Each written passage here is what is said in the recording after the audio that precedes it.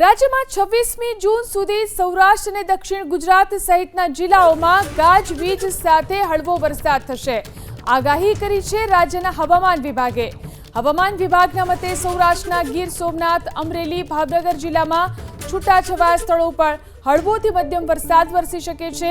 તો દક્ષિણ ગુજરાતમાં ભરૂચ, નર્મદા, સુરત, તાપી, નવસારી, ડાંગ અને વલસાડમાં પણ હળવા વરસાદની આગાહી કરાઈ છે. આ સિવાય સંઘ પ્રદેશ દીવ, દમણ અને દાદરા નગર હવેલીમાં પણ વરસાદની હવામાન વિભાગે આગાહી કરી છે. ગુજરાતમાં 36,000થી વધુ માછીમારી બોટ કાર્યરત છે અને રાજ્યની કુલ માછીમાર વસ્તી અંદાજિત 5.86 લાખ જેટલી છે. રાજ્ય વાર્ષિક અંદાજે 7થી 8.7 લાખ મેટ્રિક ટન જેટલું મત્સ્ય ઉત્પાદન કરે છે. મત્સ્ય ઉદ્યોગના આ વિશાળ વ્યાપને જોતા માછીમારોની જાનમાલની સુરક્ષાને લઈને સરકારે ચેતવણી આપી છે.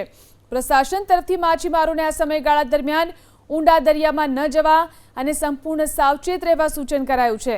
હવામાન વિભાગના મતે 4 થી 5 દિવસમાં ચોમાસું તેલંગાણા, ઓડિશા, ઝારખંડ, બિહાર અને છત્તીસગઢના વધુ ભાગોમાં આગળ વધે તે માટે પરિસ્થિતિઓ એકદમ સાનુકૂળ છે.